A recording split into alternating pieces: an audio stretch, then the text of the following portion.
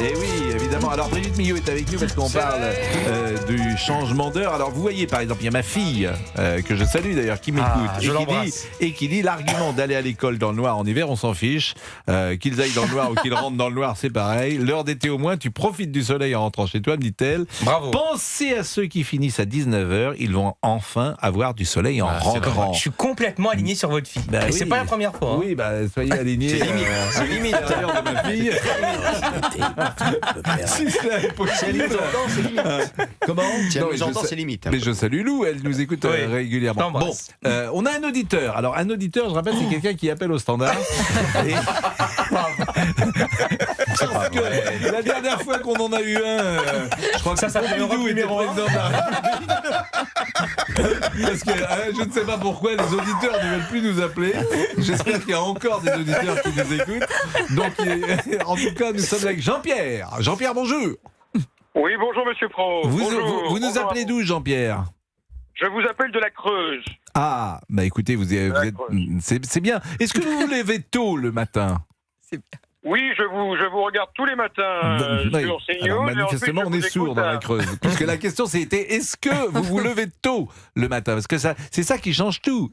À quelle heure vous vous levez le matin? Oh, écoutez, ma femme me réveille vers 7h30, 8h le matin. Ah bah oui, mais si. Pourquoi votre femme vous réveille? Parce que vous pouvez pas vous réveiller tout seul? Pas de réveil? Parce qu'elle est très matinale, elle se lève à 5h pour sortir le chien, et donc moi, après, elle me réveille. Vous avez la belle vie, donc votre femme,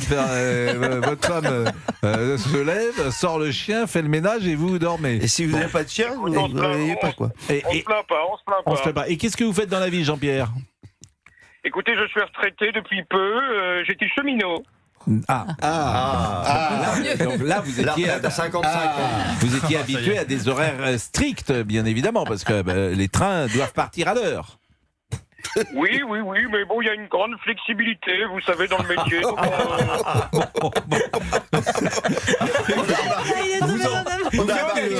Vous faites une bonne publicité, en tout cas pour le rail. Non, mais pour reconnaître qu'il y a des avantages. Bien sûr.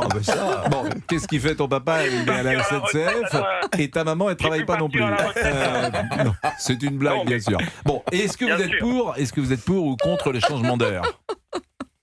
Écoutez, moi je suis vraiment aligné sur ce que disait le monsieur sans cheveux qui dort avec sa grand-mère. C'est-à-dire Jean-Pierre. Parce que vous le connaissez, Jean-Pierre? Mais non, mais il me décrit, donc pardon, je réponds. Oui, bon. Et Pourquoi sans cheveux? Je suis pour l'heure d'été. Voilà, vous êtes pour l'heure d'été? Bah oui, quand on se réveille. il y a beaucoup. Mais vous vous réveillez tard à 8h, à 7h30, 8h, donc évidemment. Mais si votre femme ne vous réveillait pas, vous dormiriez encore plus? Ah, évidemment. Si ma femme me réveillait pas, Mais à quelle heure vous vous couchez? Vers midi. Ah bon, mais oui, comme quand vous étiez à la SNCF.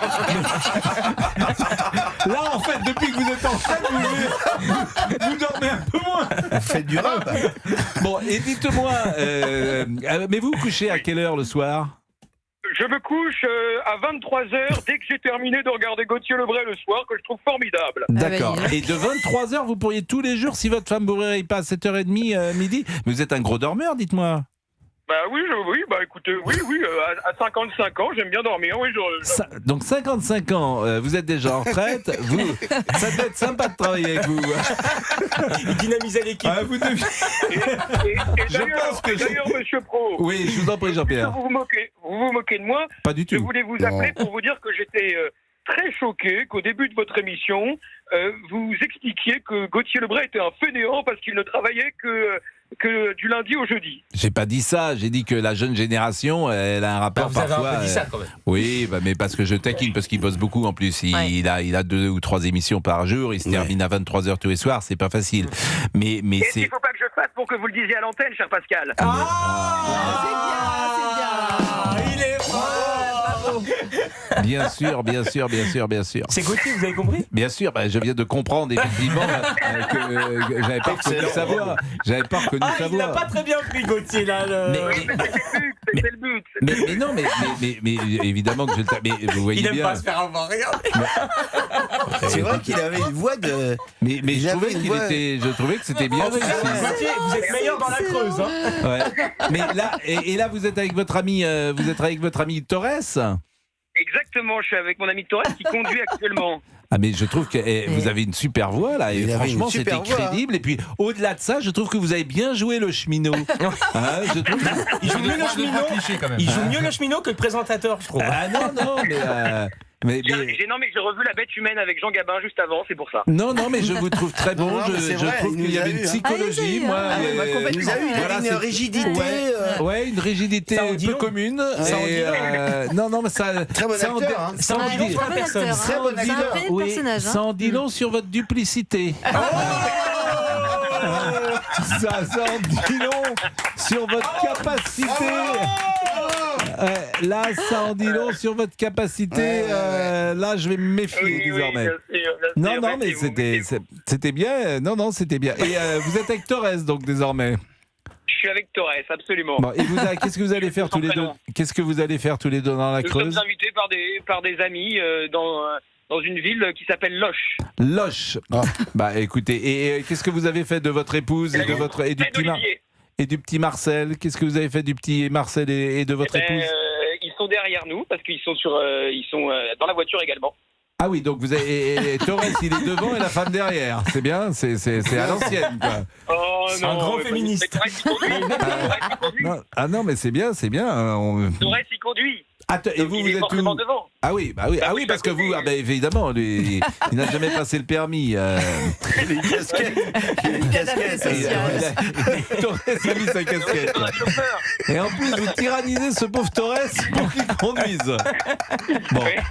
Bon, et vous nous écoutiez, ça vous a plu? On n'a pas dit trop de bêtises. C'est beaucoup Oui, mieux l'émission quand vous n'êtes pas là. Vous avez remarqué? C'est beaucoup plus drôle. On se faisait la réflexion, Thomas Bonnet, ça apporte une profondeur également.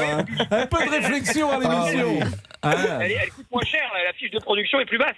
Oui, ça, C'est sûr, oui. ça c'est sûr, mais bon. Bon, bah écoutez, on vous embrasse parce qu'on vous aime Bisous, beaucoup. petit scarabée. Voilà. Je vous embrasse. Tu me manques, Vraiment, Gauthier, tu me vraiment. manques. Non, c'était très Je suis bien. qu'avec des vieilles personnes. C'était une émission de tonton. Faites attention à Bravo, vous sur en la tout cas. route et soyez prudents et sans modération. Et avec modération. Avec modération. Avec modération. Bon, il est 17h42, on est très en retard là. Non, on est parfait. Mais Norbert Saada. Ah oui, pendant Norbert Saada, on est en retard. Ah oui, là, Bah on est oui, en mais retard. 17h42, Pauvre Norbert,